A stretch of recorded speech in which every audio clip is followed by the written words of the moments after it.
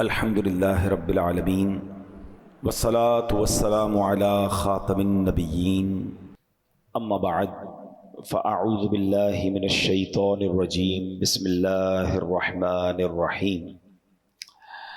پڑھیے الصلاة والسلام علیک یا رسول اللہ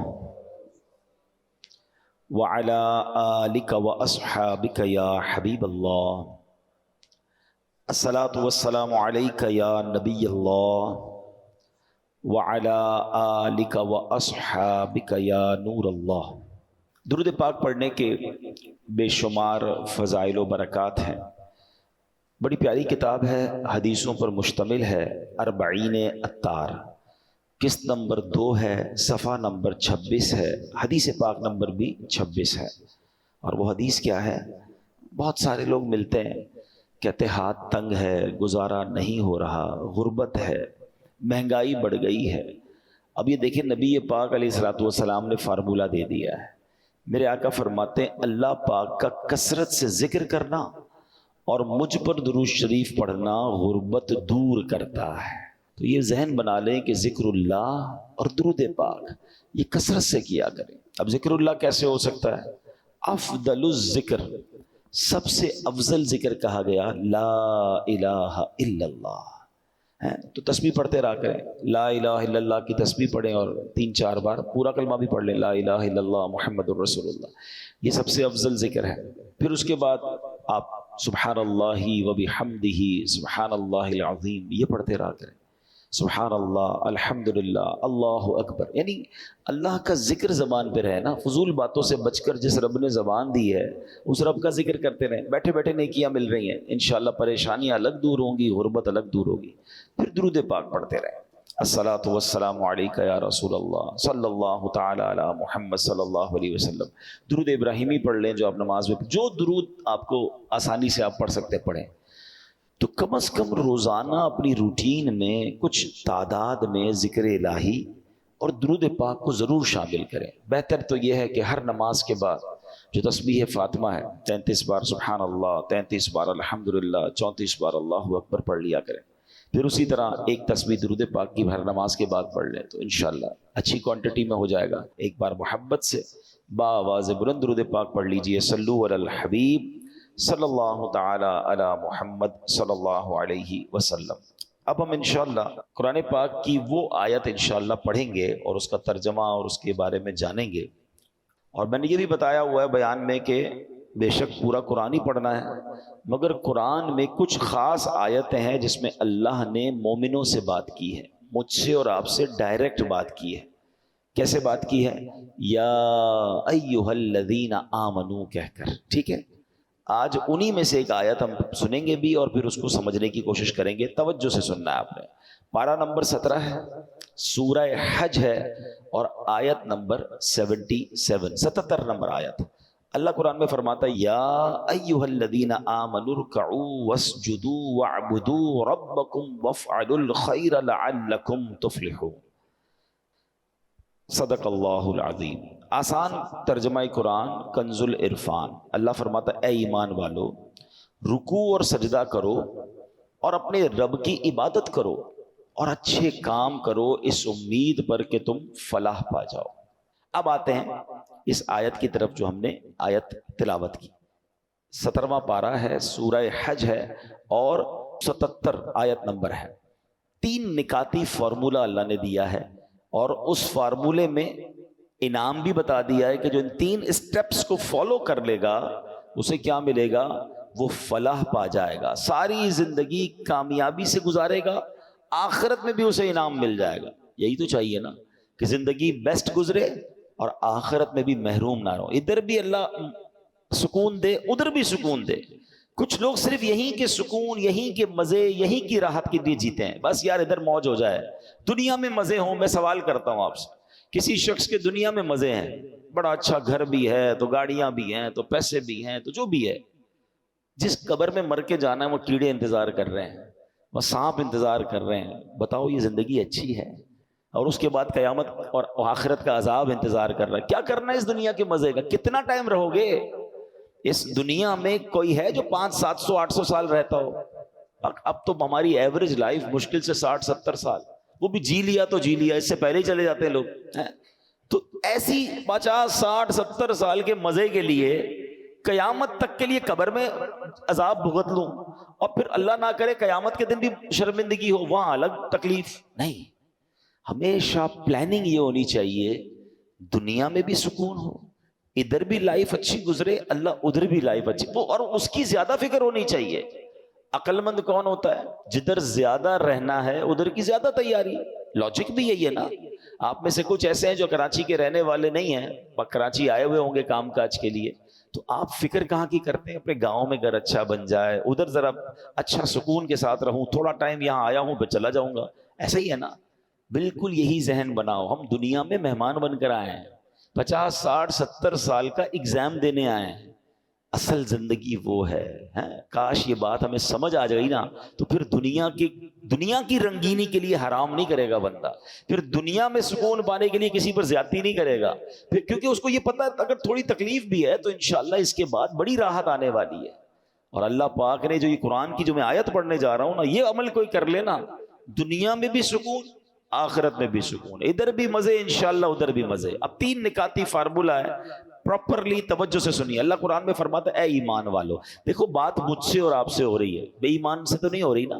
جب مجھ سے اور آپ سے اللہ بات کر رہا ہے تو بی کانشیس، توجہ سے سنیں نا. اور ہم پڑھتے ہی نہیں ہیں کہ اللہ نے قرآن میں مجھ سے اور آپ سے کیا بات کی ہے. 89 ٹائمز اللہ نے بات کی ہے قرآن میں. 89 آیتیں ہیں. میں نے پہلے بھی مشورہ دیا ہے، دوبارہ دیتا ہوں. اب ہم پورے قرآن میں خود سرچ کریں تو بڑا مشکل ہے. دعوت اسلامی والوں نے آسان کر دیا. یا ایھا الذین آمنوا والی ساری آیتیں جمع کر کے کتاب جاری کر دی ہے. اس کتاب کا نام کیا ہے؟ اے ایمان والو. اچھا وہ کتاب آپ کہاں سے لے سکتے ہیں؟ مکتبۃ المدینہ دعوت اسلامی کا ادارہ ہے، اس کی ویب سائٹ پہ جائیں، وہ آپ کو گھر پہ ڈراپ کر دیں گے. آپ کو لگتا ہے یار کتاب خریدنے میں پیسے خرچ ہوں گے، ہمیں پیسے نہیں کمانے. ہم نے دعوت اسلامی .net پر یہ کتاب فری ڈاؤن لوڈ کے لیے رکھ دی ہے. ڈاؤن لوڈ کیجئے، پڑھ لیجئے. پڑھیں تو صحیح کہ اللہ نے فرمایا کیا ہے.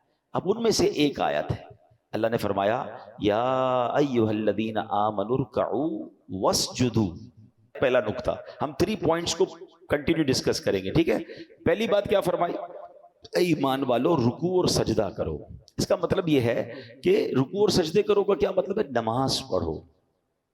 چونکہ نماز کے جو رکن اعظم ہے نا وہ سجدہ اور رکوع ہے، تو اس لیے قرآن کریم میں کبھی نماز کو رکوع اور سجدہ بھی کہہ دیا جاتا ہے. جیسے آپ نے بڑی مشہور آیت سنی ہوگی وَارْكَعُوا مَعَ الرَّاكِعِينَ. قرآن کہتا ہے اور رکوع کرنے والوں کے ساتھ رکوع کرو. بندہ صرف رکوع تو نہیں کرتا نا، پوری نماز پڑھتا. یہ اشارہ ہے. اور یہاں جماعت سے نماز پڑھنے کی طرف اشارہ ہے کہ لوگ جب نماز پڑھ رہے ہیں تو جماعت ہو رہی ہے، ان کے ساتھ مل کر نماز پڑھو. تو یہ قرآن کا ایک انداز ہے. تو اب پہلا نسخہ کیا قرآن نے دے دیا؟ فرسٹ پوائنٹ، کامیابی کا، فلاح کا پہلا نسخہ کہ نماز پڑھنی ہے. پھر دوسرا کیا ہے؟ اچھا اسی میں آگے اللہ نے کیا فرمایا؟ وَاعْبُدُوا رَبَّكُمْ. اور اپنے رب کی عبادت کرو. پہلے میں نماز کہہ دی، تو اب دوسرے میں کیا ہے؟ دوسرے نقطے میں اس کا مطلب علماء نے فرمایا اس کے 3 معنی بنتے ہیں، یعنی 3 باتیں ارشاد فرمائی گئی. اے ایمان والو کامیابی پانے کے لیے خالصتاً اللہ پاک کی عبادت کرو.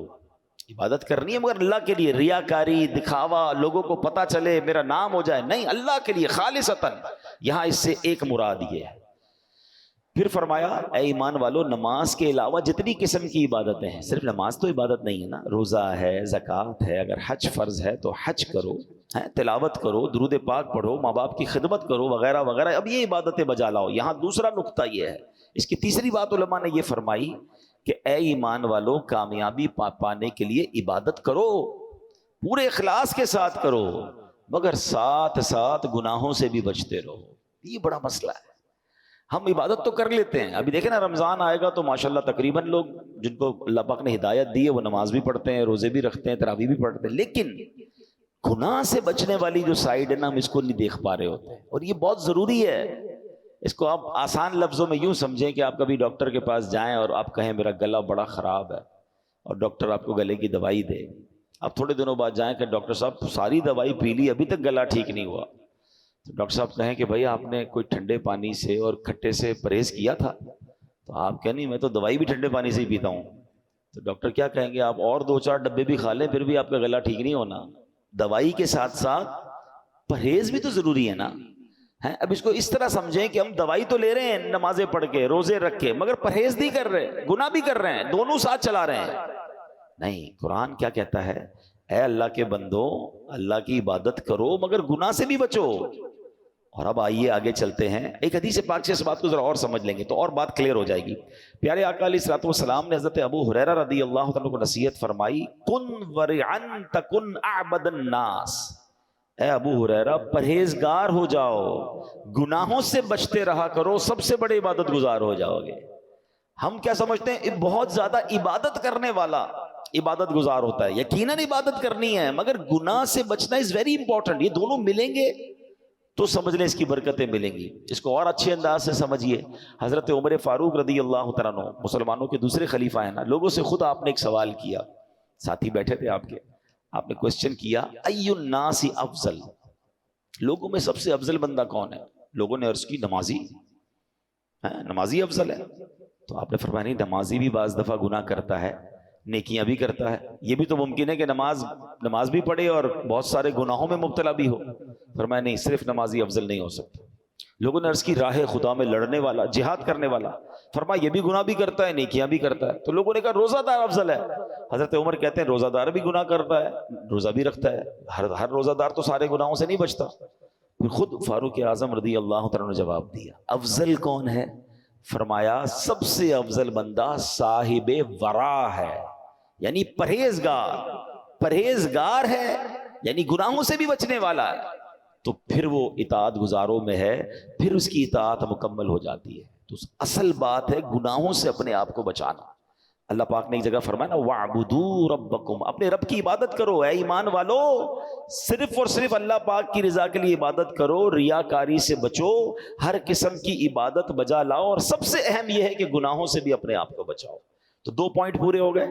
پہلا کیا تھا؟ فلاح پانے کا، کامیابی کا، کہ نماز پڑھنی ہے. دوسرا کیا ہے؟ عبادت کرنی ہے، نماز کے علاوہ جو عبادتیں وہ بھی کرنی مگر گناہ سے بھی بچنا ہے. اور اب تیسرا نسخہ قرآن میں کیا فرمایا اللہ نے؟ اور اچھے کام کرو. عبادت تو ہو گئی، اچھے کام کیا ہے؟ لوگوں کے ساتھ بھلائی کرو، صلہ رحمی کرو، ماں باپ کے ساتھ، رشتہ داروں کے ساتھ اچھا سلوک کرو، ان کے ساتھ بھلائی سے پیش آؤ، اچھے اخلاق اپناؤ. اب یہ تینوں کام کر لو گے تو کیا ملے گا؟ قرآن آگے انعام بھی بتا رہا ہے، لعلکم تفلحون، اس امید پر کہ تم فلاح پا جاؤ. تو اے میرے پیارے اسلامی بھائی، بیوٹیفل فارمولا فار سکسیس. آج کل کہتے ہیں نا کوئی سکسیس کا فارمولا بتائیے، سکسیسفل اسٹوری بتائیے. میں تو آپ کو اللہ کے کلام سے بتا رہا ہوں، جس رب نے ایمان والوں کو خود فارمولا دے دیا، 3 کام کر لو فلاح پا جاؤ گے. تو اب پریکٹس کرنے کا مہینہ آ گیا ہے، یعنی ماہ رمضان ہم پر پتہ ہے کتنی بڑی مہربانی کی گئی ہے. ثواب بڑھا دیا. کتنا ثواب بڑھا ہے؟ لوگ کہتے ہیں یار کوئی پیکج بتاؤ، کوئی ڈیل بتاؤ، کوئی جناب آفر آئی ہوئی ہے. لوگ بڑا اس پہ ایکسائٹڈ ہو جاتے ہیں کہ فلاں کمپنی نے فلاں تاریخ کو آفر لگائی ہے، بھائی جلدی جلدی کر لو. رمضان کی آفر سنو گے؟ ہاں سبحان اللہ، رمضان کی جو آفر ہے نا، میں کہتا ہوں کمال ہے. حدیثوں میں مضمون ملتا ہے کہ رمضان میں نفل کا ثواب فرض کے برابر، فرض کا ثواب 70 گنا کر دیا جاتا ہے. رمضان میں روزہ دار کا سونا بھی عبادت ہے. رمضان میں روزہ دار کے منہ سے افطار سے پہلے جو بو آتی ہے وہ اللہ کے نزدیک مشک کی خوشبو سے زیادہ بہتر ہے. رمضان کی پہلی رات جب آتی ہے، اللہ اس امت پر نظر رحمت فرماتا ہے، اور اللہ جس پر نظر رحمت فرمایا اسے کبھی عذاب نہ دے گا. رمضان میں روزانہ افطار کے وقت 10 لاکھ گناہگار جہنم سے آزاد کر دیے جاتے ہیں. کیسے پیکج ہے؟ اچھا، رمضان میں جب جمعے کا دن آتا ہے، یعنی جمعرات کی مغرب سے جمعہ کی مغرب تک ہر گھڑی 10 لاکھ بخشے جاتے ہیں. تو وارے نہیں آ رہے ہیں نا ساری زندگی میں، اور آپ دعا کرتے ہیں یا اللہ ہماری پکار سن لے، ہماری دعا سن لے. رمضان کی راتوں میں فرشتہ آواز لگاتا ہے کوئی مانگنے والا کہ اس کی دعا قبول کر لی جائے، ہے کوئی توبہ کا طلبگار اس کی توبہ قبول کی جائے. مگر سچ بتاؤ اس اسکیم سے کتنے لوگ فائدہ اٹھاتے ہیں؟ پھر رمضان کا پہلا عشرہ عشرہ رحمت، دوسرا عشرہ عشرہ مغفرت، آخری عشرہ جہنم سے آزادی کا عشرہ، آخری عشرے میں 5 طاق راتوں میں ایک رات وہ جسے لیلۃ القدر کہا گیا، 1000 مہینوں سے بہتر رات. اللہ اکبر، کتنی مہربانی کی اللہ نے ہم پر. یعنی ہر وہ سامان کر دیا گیا کہ میرا بندہ بخشا جائے. مگر سچ بتاؤ جو اس میں بھی نہ بخشا گیا، جو اس میں بھی غفلت کر لے تو اس کا کیا بنے گا؟ نہیں، پلیز اس آفر کو ضائع مت کرنا. دیکھیں ہمیں نہیں پتا پھر رمضان ملے نہ ملے. پچھلے سال کئی لوگ تھے جو ہمارے ساتھ تھے، اس سال نہیں ہے. کیا پتا اگلے سال ہم رمضان میں نہ ہو، ہمارے بارے میں باتیں ہوں کہ یار ہمارے ساتھ تھا ہمارا بھائی، اب نہیں ہے. تو اس رمضان کو غنیمت جاننا ہے، اپنی زندگی میں تبدیلی لائیں. زندگی پڑی ہے کھانے گھومنے پھرنے کمانے کے لیے. لوگ رمضان میں پیسے کمانے کی پلاننگ کرتے ہیں، نہیں، ساری زندگی پڑی ہے یار یہ کام کرنے کے لیے. اس مہینے میں عبادت، اللہ کو راضی کرنا ہے. اتنے گناہ ہیں، اتنی خطائیں، اب تو توبہ کرنی ہے نا. تو اب آپ سوچیں کہ یہ جو میں نے قرآن کا فارمولہ بیان کیا، 3 نکاتی فارمولہ، یہ رمضان میں اگر میں پریکٹس کر لوں کہ رمضان میں نمازیں پڑھوں اور عبادتیں کروں، اچھے کام بھی کروں، گناہوں سے بھی بچوں، تو انشاءاللہ میرا رب اللہ کی رحمت سے امید ہے مجھے فلاح پانے والوں میں شامل فرما لے گا. تو اپنی زندگی میں ہم نے تبدیلی لانی ہے. اچھا اب یہاں ایک اور بڑا پرابلم ہے. ہم رمضان کی فضیلتیں بیان کر رہا تھا نا. رمضان میں ہمیں یہ جو پہلی بات قرآن نے فرمائی کہ اے ایمان والو رکوع اور سجدے کرو، تو رمضان میں نیت کریں کہ ساری نمازیں باجماعت پڑھیں اور پوری تراویح پڑھیں. ہاں یہ بڑی گڑبڑ ہو گئی ہے آج کل، لوگ تراویح میں ڈنڈی مارنا لگ گئے. ایک تو ٹرینڈ آ گیا 3 روزہ تراویح، 5 روزہ تراویح، 7 روزہ تراویح. ٹھیک ہے اگر آپ 3 روزہ 5 روزہ پڑھ رہے ہیں، لیکن اس کا مطلب یہ نہیں کہ اس کے بعد باقی تراویح معاف ہو گئی ہے. تراویح چاند رات تک، عید کی چاند نظر آنے سے پہلے پڑھنی ہے. جس دن چاند نظر آ گیا اس دن نہیں پڑھنی، باقی پڑھنی ہے. اور 20 رکعت پوری پڑھنی ہے کہ یہ سنت مؤکدہ ہے. اچھا اس کے علاوہ سمجھیے نا، حدیث پاک میں آتا ہے جس کا مضمون ہے کہ جو رمضان میں ایک سجدہ کرے اس کو ایک سجدے کے بدلے 1500 نیکیاں ملیں گی. ہر سجدے پر جنت میں سرخ یاقوت کا محل عطا فرمایا جائے گا. اور فرمایا ایک درخت ایسا اسے جنت میں دیا جائے گا، اس کا سایہ اتنا بڑا ہوگا، اس کی ڈائمنشن اتنی بڑی ہوگی کہ گھڑ سوار یعنی ہارس رائڈر 500 سال تک دوڑتا رہے اس کا سایہ ختم نہیں ہوگا، یا اتنا سایہ ہوگا. اب مجھے بتاؤ یہ ہر سجدے پر انعام ہے. مبارک کونے جو پوری تراویح پڑھتے ہیں. 20 تراویح پڑھیں تو کتنے سجدے ہو گئے؟ 40 سجدے ہو گئے. 40 سجدے پر 1500 نیکیاں ملے تو 60,000 نیکیاں. 40 جنت کے گھر، 40 جنت کے درخت ملتے ہیں اس کو جو پوری تراویح پڑھتا ہے. اب کچھ لوگوں نے 8 پڑھ کے چلے جانا ہے تو خود سوچیں کتنا بڑا لاس کر رہے ہو اپنا. جو پڑھتے ہی نہیں وہ خود سوچیں میں کتنا. بلکہ میں تو کہتا ہوں صرف تراویح کیوں، تہجد پڑھنا رمضان میں آسان ہو جاتا ہے. بندہ جو ہے وہ سحری میں تو اٹھتا ہی ہے، تو 2 رکعت تہجد پڑھ لے، 4 رکعت پڑھ لے، 12 رکعت تک پڑھی جا سکتی ہے. اللہ بس توفیق دے، ذہن مل جائے. اور سحری کے وقت دعا کرنا یہ خاص دعا کی قبولیت کا وقت ہے. اللہ کریم قرآن مجید میں کیا ارشاد فرماتا ہے؟ وَبِالْأَسْحَارِ هُمْ يَسْتَغْفِرُونَ، اور رات کے آخری پہروں میں بخشش مانگتے ہیں. یہ نیک لوگوں کا وصف قرآن میں بیان کیا. سحری میں اٹھیں، ایک تسبیح استغفار کی بھی پڑھ لیں، استغفر اللہ استغفر اللہ استغفر، دعا کریں اور پھر سحری کر لیں. 10 منٹ پہلے اٹھ جائیں نا. یعنی ایک ایک سجدے پر اگر مجھے ایک جنت کا گھر مل رہا ہے، جنت کا درخت مل رہا ہے، 1500 نیکیاں مل رہی ہیں، تو کیوں سستی کرنی ہے؟ ساری رات گھومنا پھرنا، کرکٹ کھیلنا، پتہ نہیں کھانا پینا، اسی میں قوم لگی ہوئی ہے. نہ کریں ایسا. ساری زندگی آپ کھا پی سکتے ہیں، رمضان اس لیے نہیں ہے. پلیز اس میں عبادت کر لیجئے، اللہ کو راضی کر لیجئے، ڈھیروں نیکیاں کما لیجئے. میں چوٹ کرنے کے لیے، سمجھانے کے لیے کہہ رہا ہوں. چلے ہماری اس مسجد میں اگر ہم ایک اعلان کر دیں، کوئی بڑے صاحب آ جائیں اور اعلان کر دیں کہ بھائی اس رمضان میں جتنے لوگ تراویح پوری پڑھیں گے، 20 رکعتیں پڑھیں گے، جاتے جاتے 60 ہزار روپے کیش ان کو لفافے میں دیے جائیں گے اور ایک DHA کا پلاٹ دیا جائے گا. مجھے بتاؤ اس مسجد میں جگہ تو چھوڑے، روڈے ووڈے سب بھر جائیں گی نا. اور لوگ پھر آخری دن دعا بھی کریں گے، یا اللہ 29 کا چاند نہ دکھے، 30 کا دکھے، ایک پلاٹ اور مل جائے گا، ایک 60,000 کا لفافہ اور مل جائے گا. ویسے لوگ یہی دعا کر رہے ہوتے ہیں جن کو روزے بھاری پڑتے کہ 29 میں رمضان چلا جائے. معاذ اللہ. ہر ایک دن اور مانگ لو یار. اب میں چوٹ کر رہا ہوں آپ کو. 60,000 روپے روز تراویح پہ ملے اور ایک DHA کا پلاٹ ملے، ہر بندہ پوری تراویح پڑھے گا. میں آپ کے نبی کا حدیث سنا رہا ہوں آپ کو.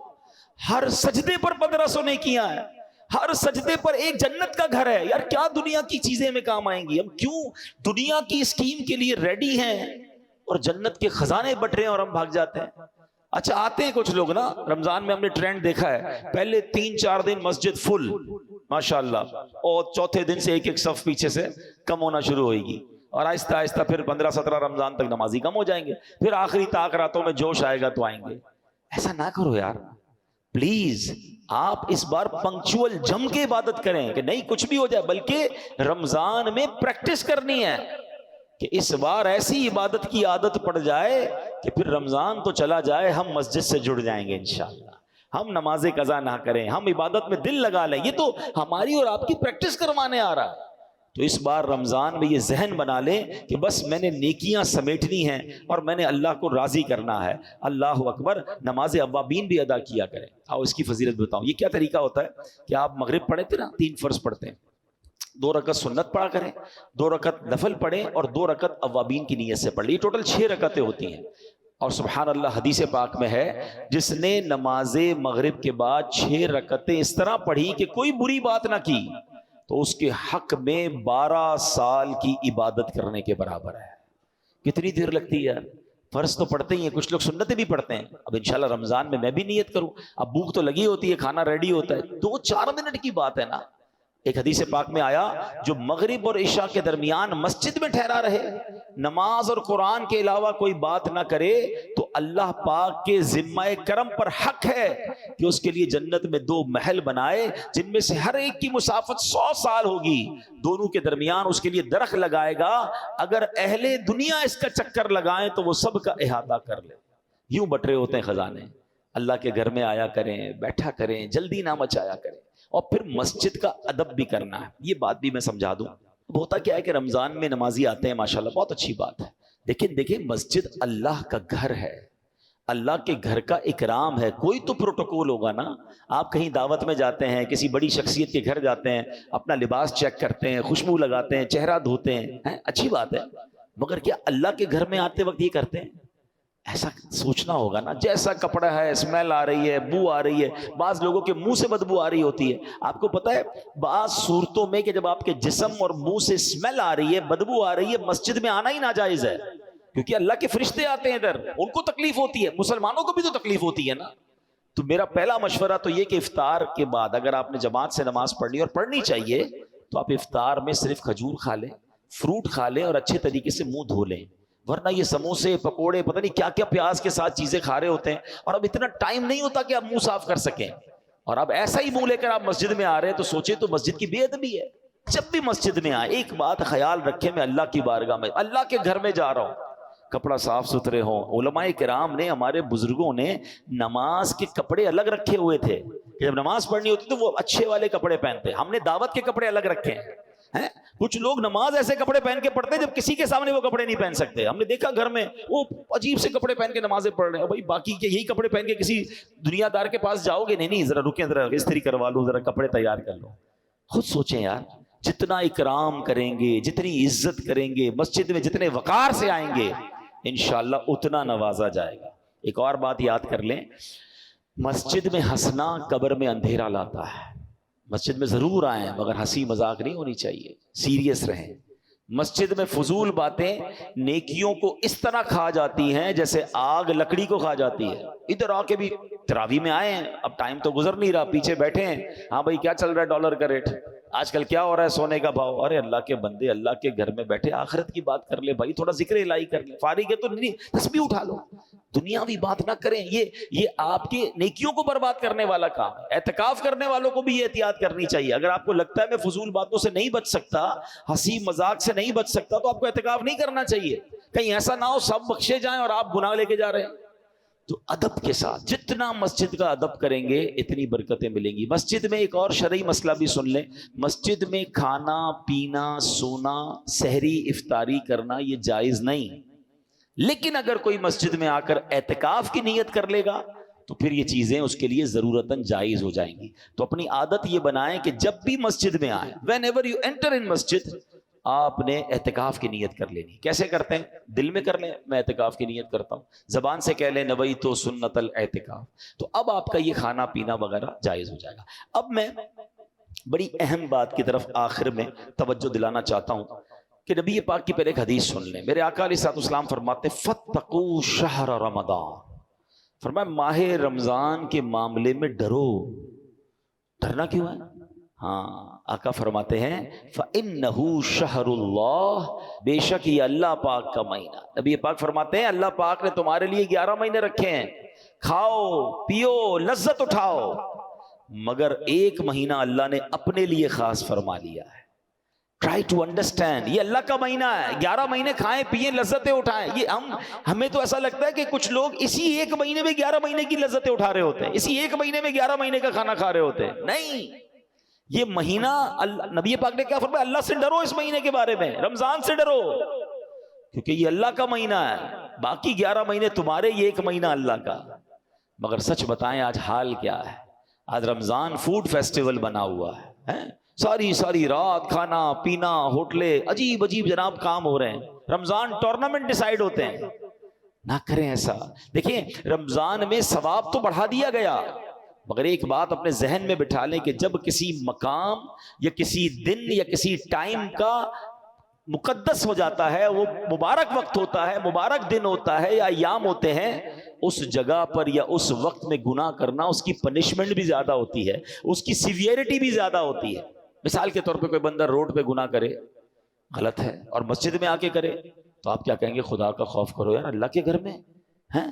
اگر کوئی پاکستان میں گناہ کرے غلط ہے، مگر مکے میں جا کے گناہ کرے تو کیا ہوگا؟ مکے میں ایک نیکی 1,00,000 نیکی کے برابر، ایک گناہ 1,00,000 گناہ کے برابر. بالکل اسی طرح رمضان میں اجر بڑھا دیا گیا. رمضان میں پتہ ہے ہم پر سب سے بڑی مہربانی کیا ہوئی ہے؟ لاجک کیا کہتی ہے؟ چیلنج بڑھا تو انسینٹو بڑھا، ریوارڈ بڑھا. جیسے جیسے ٹارگٹ پورا کرو گے تب پیسے زیادہ ملیں گے نا. دنیا کا تو دستور یہی ہے. مگر اللہ نے کیا کیا؟ کوئی چیلنج نہیں، شیطان ہی بند کر دیا.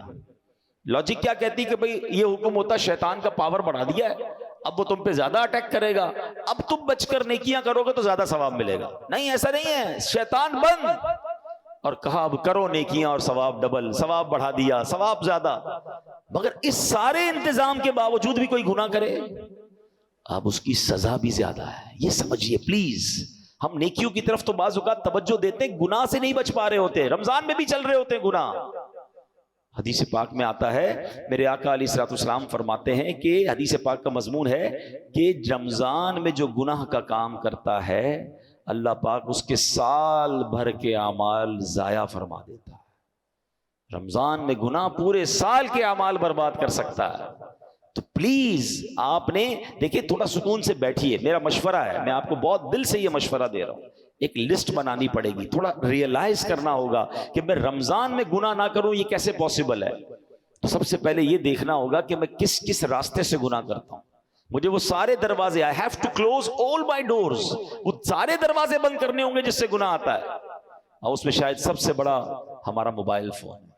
موبائل فون میں سارے پیجز لائک کیے ہوئے ہیں، سارے گروپوں میں شامل ہیں. جیسے ہی موبائل کھولتے ہیں کوئی ویڈیو آ جاتی ہے، کوئی میوزک ہے، کوئی بے پردگی ہے، کوئی بے حیائی ہے، سب دیکھ رہے ہیں. رمضان میں اگر گناہوں سے بچنا ہے تو سوشل میڈیا کا استعمال کم کر دیں، بند کر دیں. میں تو کہتا ہوں ضرورت ہے واٹس ایپ پہ کسی کو سوال جواب کرنا ہے کر لیا، ورنہ نہ جائیں کسی سوشل میڈیا پیج پر. ہم گناہ کیے بغیر واپس آتے نہیں ہیں. مجھے گناہ سے اپنے اعمال بچانے ہیں، ورنہ 1 سال کے اعمال کہیں برباد نہ ہو جائے، یہ سوچ لیں.